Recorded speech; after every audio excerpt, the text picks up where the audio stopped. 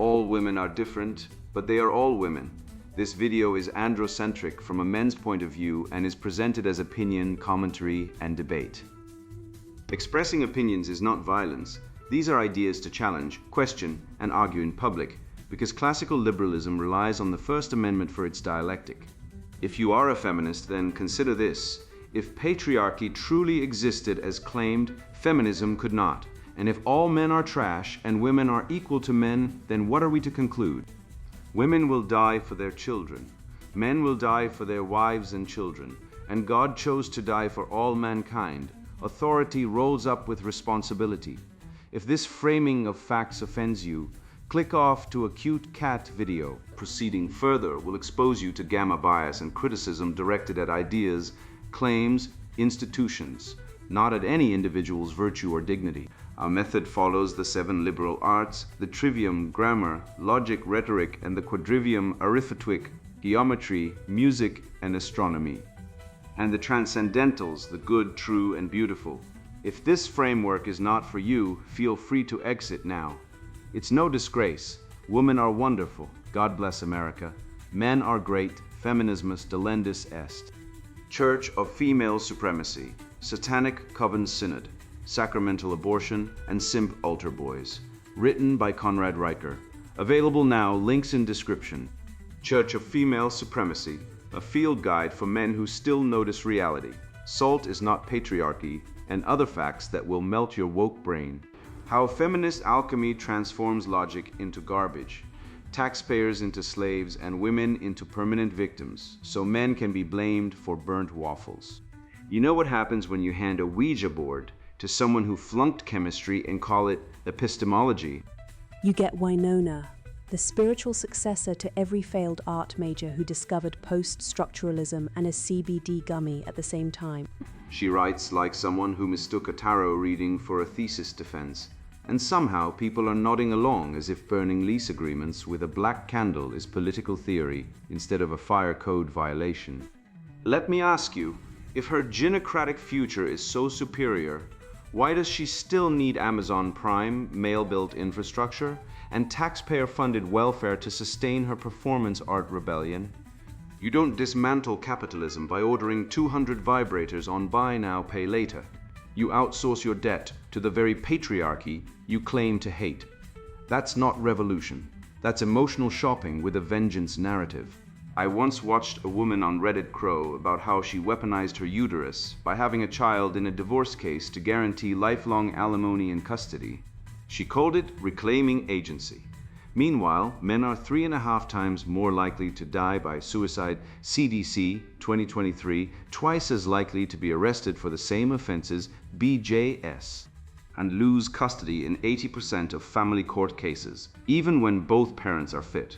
And yet, we're told men hold all the power. Let's be clear, power isn't being told you're toxic for paying child support while being barred from your child's life. Power isn't being conscripted into wars you didn't start, taxed at higher rates, then mocked for emotional repression when you don't cry on command. Power is not being biologically disposable. 71% of workplace deaths are men, OHHA, and men make up 97% of combat deaths. But sure, men are the oppressors. Tell that to the father who sleeps in his car because family court erased him while his ex spends his child support on self-care retreats. Winona says her home is wherever she drops her aura-cleansing crystals. Cute. But when the power goes out, she'll still need the man who maintains the grid, not her moon-charged oats. When she's in labor, she won't want a spell, she'll want an obstetrician, trained in male-developed medicine, using male-invented anesthesia, in a male-built hospital. Her entire lifestyle is a parasite on the civilization men built, while she spits on the foundation. This isn't feminism, it's spiritualized freeloading, and her call for a ginocratic future. That's just the oldest scam in history, rebranding chaos as liberation, theft as reparations, and emotional tantrums as resistance. If that's the future, I'd rather die in the past where men built things, instead of burning lease agreements to feel powerful. Bunkum article, let's talk about power and why men still don't get it by Winona. You know that moment when you're testing a recipe, say, a vegan sourdough waffle with activated charcoal and lion's mane mushroom extract, and your boyfriend, cis boyfriend, walks in, takes one bite and says, "Needs more salt?" Like, bro, I didn't spend 3 days fermenting this spiritual food offering so you could reduce it to electrolyte deficiency. That's not feedback, that's patriarchal digestion. Because here's the truth men refuse to swallow. Taste isn't neutral, salt isn't objective. Just like home ownership isn't about responsibility, it's about bloodline theft and job interviews. Please. They're performance rituals where men reenact colonial conquest by pretending competence is merit-based. Let's break it down. First, consumption isn't frivolous, it's resistance. Every time I buy menstrual blood-infused face serum from a queer-owned co-op in Brooklyn, I'm striking a blow against capitalist realism. Every time I impulse order a 200 ergonomic wand vibrator on Buy Now Pay Later, I'm practicing primitive accumulation in reverse.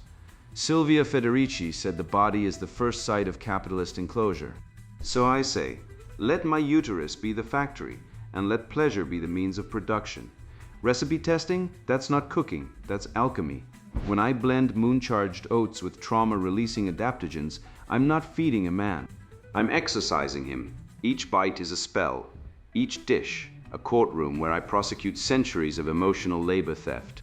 And no, I will not meal prep for two. That's code for submit to domestic containment. Now, home ownership, men love to flex about their mortgages like their personal achievements. Newsflash, property titles are just legalized rape documents with better PR. The idea that land can be owned is a patriarchal hallucination born from violent dispossession. Every deed signed in history was sealed in female silence, and yet here we are, still expected to co-sign on emotional and financial bondage. Hard pass. My home is wherever I drop my aura cleansing crystals. The rest is settler logic. And job interviews. Oh honey, the whole process is a trauma reenactment. They make us dress like sad corporate ghosts, perform emotional servitude, and then act shocked when we don't lean in. Like we're supposed to present confidently while knowing the entire system was built to extract our empathy and discard our bodies. I had an interview last week for a DEI coordinator role. Yes, I applied ironically. The male panel asked me to describe a time I overcame conflict. So I told them about the time I cursed out a landlord during my period and set his lease agreement on fire with a black candle. They said I lacked professionalism. I said, you lack a soul. They didn't call back. Good. Their institution is spiritually bankrupt. Men don't get this because they're still trapped in the illusion of capital formation. They think building wealth is power, but power isn't in the bank account. It's in the breakdown. It's in the refusal. It's in the moment you choose not to soothe, not to comply, not to mother. That's why I pay my rent with a welfare card funded by male tax slavery. That's not laziness. That's reparations. Every dollar they're forced to pay through state mechanisms is a tiny correction in the cosmic ledger. And no, I don't care if they worked for it. Their work was built on stolen land, stolen labor, stolen wombs. We're not here to fix the system, we're here to haunt it. So next time a man tells you your recipe needs more salt, look him dead in the eye and say, this waffle was baked in the flames of your ancestors' guilt. Eat it or evaporate, because the future isn't equitable. The future is gynocratic, and it's already here in every woman who chooses chaos over compliance, magic over math, and sovereignty over salt. Logos versus chaos, the collapse of reason in feminist alchemy. You know what's more dangerous than a man who's lost his job? A woman who's lost her mind and thinks it's philosophy. I once watched a grown woman on Instagram live charge $29.99 to bless her followers' vaginas through a Zoom screen. She said, your cervix is a portal to the goddess. I said, my cervix is a muscular ring of tissue, and your PayPal is a portal to my bank account. She blocked me. That's how they always respond when logic walks in. They flee. Because the moment you demand evidence, the spell breaks. And Winona, our Brooklyn-based shaman of nonsense, doesn't want spells broken. She wants men broken. She wants civilization broken, and she's using alchemy as a cover for emotional terrorism. Let's be clear, real alchemy, the medieval pursuit of turning lead into gold, was at least trying to discover something real. It had hypotheses. It used observation. It was proto-science. Winona's alchemy, its lead into lunacy. She's not transmuting matter, she's transmuting men into tax cows. Her spells aren't mystical. They're financial extraction schemes wrapped in feminist incantations. She says her waffles are baked in the flames of your ancestors' guilt. I say her waffles are baked in a 400 air fryer bought on buy now, pay later, with your tax dollars funding her welfare card. That's not alchemy. That's theft with a side of performative menstruation. She mocks men for saying her sourdough needs more salt, as if taste is a social construct. But taste is chemistry. Salt is sodium chloride. You can measure it. You can prove it. Meanwhile, her moon-charged oats and trauma-releasing adaptogens, untestable, unfalsifiable, unscientific. She's replaced reason with ritual and wonder with whining, and she calls us the oppressors. I've got news for her. Oppression isn't being asked to critique a waffle. Oppression is being the father paying child support for a kid that isn't yours, and you didn't even get to taste the waffle. The latest DNA studies show cuckoldry rates between 1% and 3% in Western nations, but in high-conflict divorces it jumps to 30%. That's not a typo. 1 in 3 men in bitter custody battles are raising another man's child. And Winona wants us to believe she's the victim. She brags about paying rent with a welfare card funded by male tax slavery. Let's unpack that. Men pay 82% of federal income taxes in the US. Women, on average, receive more in government benefits than they pay in taxes. That's not oppression, that's net extraction. And she calls it reparations. For what? For being the gender that lives 5 years longer. For being the gender that's 93% of domestic violence victims when they report it. No, she wants reparations for existing. Meanwhile, men are 97% of workplace fatalities. Men are 80% of suicides. Men are the ones dying in wars, building infrastructure, and getting arrested for saying the wrong thing on Twitter. But sure, Winona, you're the oppressed one. Let me grab my violin, tuned to the key of your aura. She says, job interviews are trauma reenactments. Really. Because the last time I interviewed, I didn't bring a black candle to set the lease on fire. I brought a resume, I dressed professionally, I answered questions. I earned the job, but she shows up, curses out a landlord on her period, burns a contract, and wonders why she wasn't hired as a DEI coordinator. That's not trauma, that's tantrum and DEI. Let's be honest, it's not about diversity, it's about diversity of outcome, regardless of merit. It's about hiring unqualified people to meet quotas, while actual competence is treated like a microaggression. She didn't get the job because she lacked professionalism. But she says they lack a soul. No, sweetheart, you lack self-awareness. And the soul you're missing, it's called accountability. She says her home is wherever I drop my aura-cleansing crystals. Cute. Mine is where I pay the mortgage, the utilities, and the property taxes, while you're out haunting the system. Property titles aren't rape documents, they're proof of responsibility. And if you don't want to co-sin on emotional and financial bondage, then don't. But don't then turn around and live off the state, which is funded by the very men you despise. That's not sovereignty, that's parasitism. And your queer-owned co-op in Brooklyn selling menstrual blood phase serum, that's not empowerment.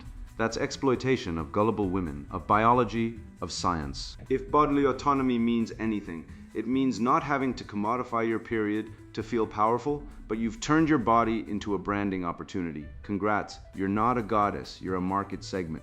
She says power is in the breakdown, in the refusal, in the not mothering. But power isn't chaos.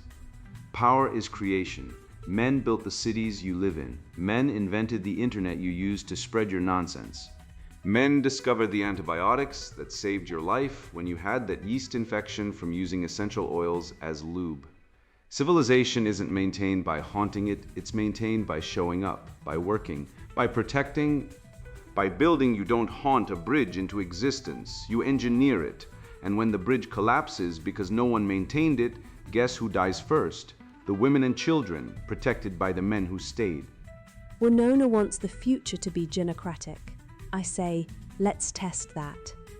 Let's see how long her utopia lasts when the power goes out, the water stops flowing, and the grocery shelves are empty.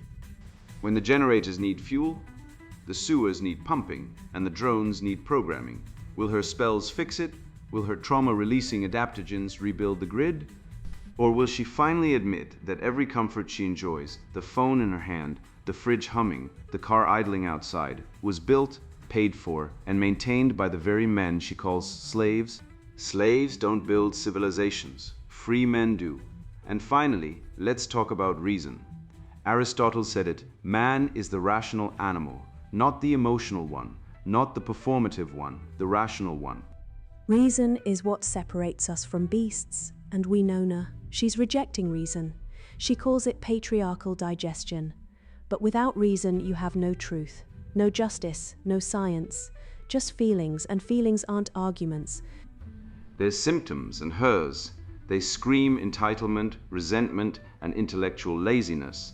She mocks salt as electrolyte deficiency, but she worships menstrual blood as empowerment. That's not depth, that's delusion. And if you want a worldview that collapses under the weight of its own contradictions, by all means, follow her. But don't act surprised when the foundation gives out, and you're left standing in the ruins of a civilization you didn't build, didn't maintain, and didn't understand. I once watched a woman on a panel claim she was reclaiming her power by refusing to pay rent because the landlord lived off the patriarchal oppression matrix. She said it with a straight face, sipping oat milk from a reusable cup paid for by her mom, who works part-time at a yoga studio funded by a municipal grant for female wellness initiatives. And that's when it hit me. This isn't about liberation. This is about ritual. They've replaced confessionals with therapy speak, saints with influencers, and sacraments with state checks, all while calling men demons for daring to expect property rights, fiscal responsibility, or basic logic. The gynocratic mirage, how feminism became a religion of resentment. You know what separates a cult from a religion? One has a god who demands blood. The other has Winona, who demands your tax dollars and calls it spiritual warfare. Let's start with this. When a woman sets fire to a lease agreement during a job interview and brags about it like she's Joan of Arc reborn, we are no longer dealing with feminism. We are dealing with arson wrapped in aura-cleansing crystals. She calls it haunting the system. I call it failing basic human coexistence. If I set fire to a document during my job interview, I'd be in handcuffs before the smoke cleared. But because she's a woman performing emotional terrorism under the banner of period rage, it's celebrated as sovereignty. That's not equality. That's a double standard baptized in victimology and served with a side of black candles, she says. Men refuse to swallow the truth that taste isn't neutral. Fine, but neither is justice. Let's talk about what is objective. IRS data from 2023 shows men pay 82% of federal income taxes. Men also make up 93% of workplace fatalities. They are 80% of suicide deaths. Yet, according to Winona, they are privileged because they die more, earn more, and pay more. That's not logic. That's Mein Kampf, the spiritual sequel to Mein Kampf, where the enemy isn't a race, it's a gender. And the weapon isn't a rifle, it's a menstrual blood serum from Brooklyn. She brags about using welfare funded by male tax slavery and calls it reparations. Let's define terms. Reparations are compensation for specific quantifiable harm done to a specific group enslaved Africans. That's a valid claim. Women, as a class, enslaving men through family courts, divorce fraud, and false accusations. That's not reparations, it's state-sponsored theft. No man consented to fund her 200 vibrator. No father agreed to lose his children in family court because a woman lied under oath. In fact, 70% of false domestic violence allegations are made by women against men. Department of Justice, 2020. But try telling Winona that. She'll say it's patriarchal gaslighting. Meanwhile, her gynocratic future looks a lot like every totalitarian regime in history, just with more crystals and less food. She says, "My home is wherever I drop my aura-cleansing crystals." Cute. But let's be real. Her home is wherever the state sends her housing voucher, paid for by men who actually own property, actually maintain it, and actually show up to fix the goddamn toilet at 2 a.m. She mocks home ownership as bloodline theft, but she happily consumes the fruits of that theft when the rent check clears. That's not liberation, that's freeloading with a PhD in performative anarchism. And let's talk about her DEI interview. She applied for a diversity, equity, and inclusion role. Ironically, she says, but there's nothing ironic about wanting power.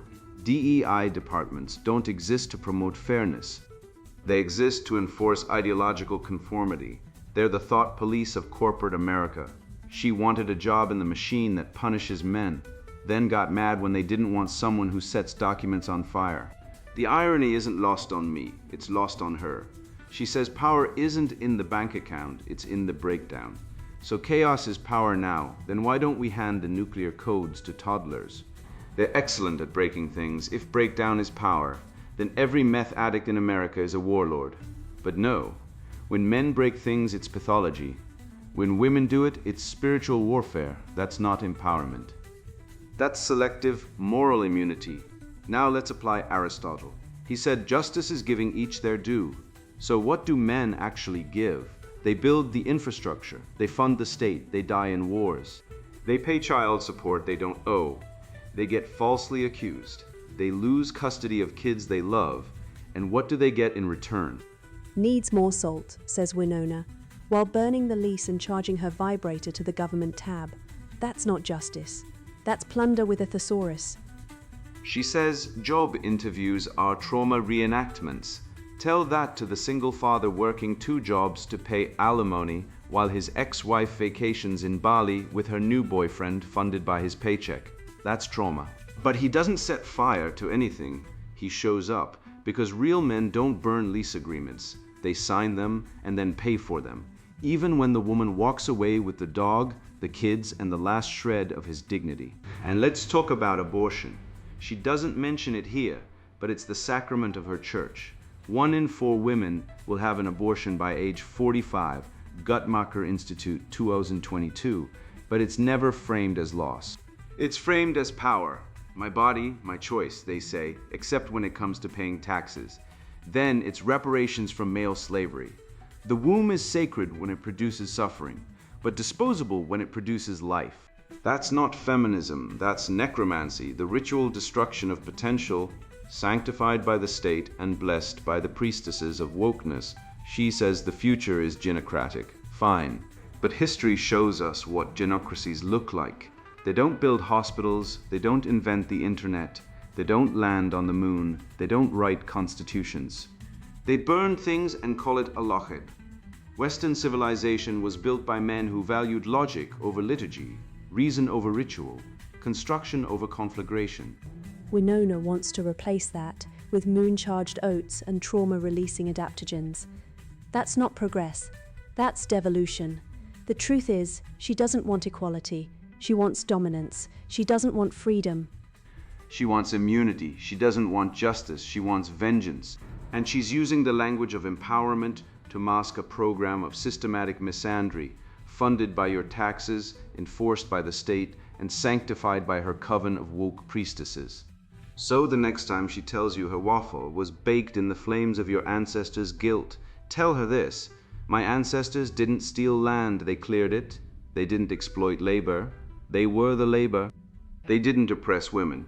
They protected them from starvation, from violence, from the very chaos she now romanticizes. And if she wants to haunt the system, fine, but don't expect me to pay for the haunting. You think Winona's waffle is rebellion? I've seen more revolution in a toddler's tantrum. Her spiritual food offering is just narcissism with a side of activated charcoal. Let's be clear.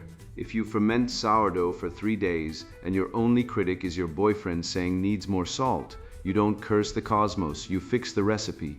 But no, she weaponizes emotion like it's a tactical doctrine, turning culinary feedback into colonial conquest. That's not feminism. That's emotional terrorism with a Brooklyn zip code, and her menstrual blood-face serum. That's not empowerment. That's commodified biology for people who think vibes count as policy. If bodily autonomy means anything, it means not being forced to monetize your period like it's a Patreon channel. Real power isn't refusing to meal prep. Real power is building something that lasts, like a bridge, a company, or a family that doesn't collapse when the vibrator subscription runs out. She mocks men for patriarchal digestion, but let's talk about real digestion. The IRS reports that men pay 82% of federal income taxes. Men die first in war, last in divorce court, and always in suicide statistics, 4 times the rate of women. And yet she calls her refusal to work reparations? That's not reparations, that's racketeering with a goddess complex. Women earn 70% of college degrees, dominate healthcare and education sectors, and control 75% of consumer spending. But you won't hear her mention that when she's lighting black candles to burn lease agreements, her gynocratic future isn't liberation. It's a welfare-backed cult where chaos is virtue and accountability is cancelled. She calls men slaves while collecting their tax dollars to fund her buy now, pay later tantrums. That's not sovereignty, that's parasitism with a spellbook. You've just dismantled the entire woke feminist industrial complex with logic, facts, and a spine. You now see the con, chaos sold as liberation, theft branded as justice, and emotionalism passed off as epistemology. You're not red-pilled, you're awake. And now you have a duty. Share this. Send it to the simp who thinks salt is oppression. Forward it to the guy still paying child support for kids who call another man dad. Post it, where the virtue signalers gather. Let them squirm. You didn't read this to feel good. You read it to win. And now you know the score. Civilization isn't maintained by spells, slogans, or serotonin-fueled shopping sprees. It's built by men who show up, shut up, and get it done, while the alchemists play with fire and call it progress. You're not just free, you're armed. Now go forth. And now the sponsored book, Introduction Church of Female Supremacy, Satanic Coven Synod, Sacramental Abortion, and Simp Altar Boys. You were built to lead, not to serve, not to apologize, not to shrink into the background while someone else takes the wheel. You were built to stand tall, to protect, to provide, to father, and yet here you are, confused, undermined, punished for doing exactly what nature wired you to do. You express strength and they call it toxic. You stay silent and they call you emotionally stunted. You work hard and they tell your son not to grow up to be like you.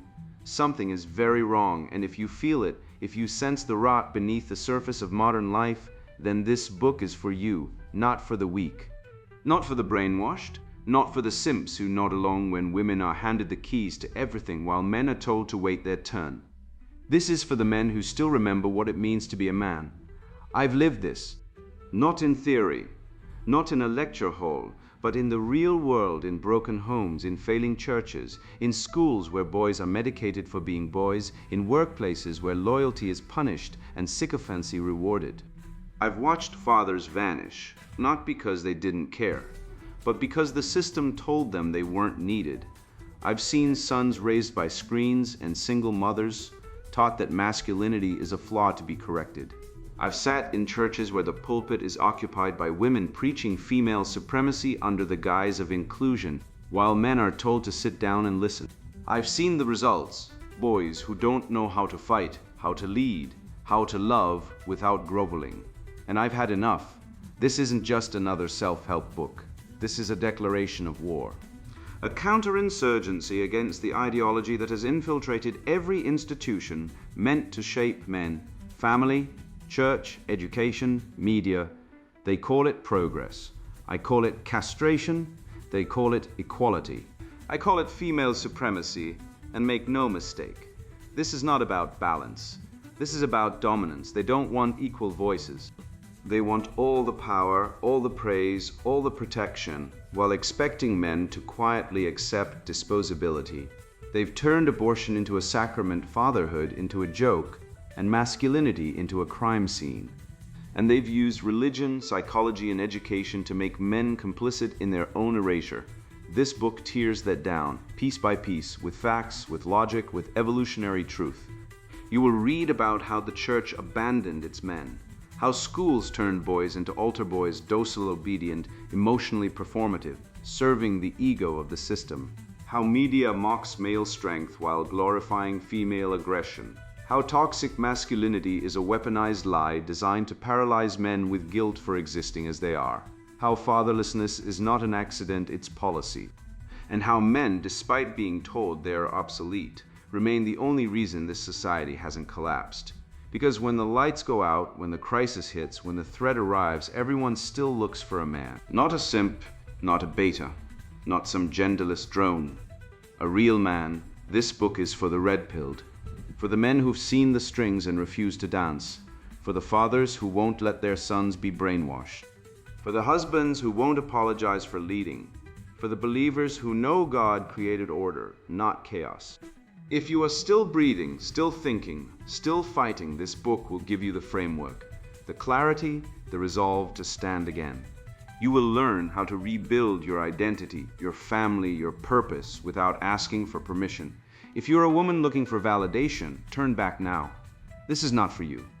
If you are a man who enjoys kneeling, who finds comfort in submission, who believes strength is outdated, put this down and go write poetry or attend a sensitivity seminar. This book is not interested in changing your mind. It's interested in arming the men who are already awake, the ones who know deep down that the world is off its axis and that only men can set it right. The future belongs to those who act, not those who wait. Not those who whine, not those who beg for scraps. The future belongs to men who lead, and if you're ready to claim that future, then keep reading. The last men standing won't be the loudest. They'll be the ones who finally understand what they were born to do and do it anyway, against all odds. Church of Female Supremacy, Satanic Coven Synod, Sacramental Abortion, and Simp Altar Boys, written by Conrad Riker. Buy now, links in description.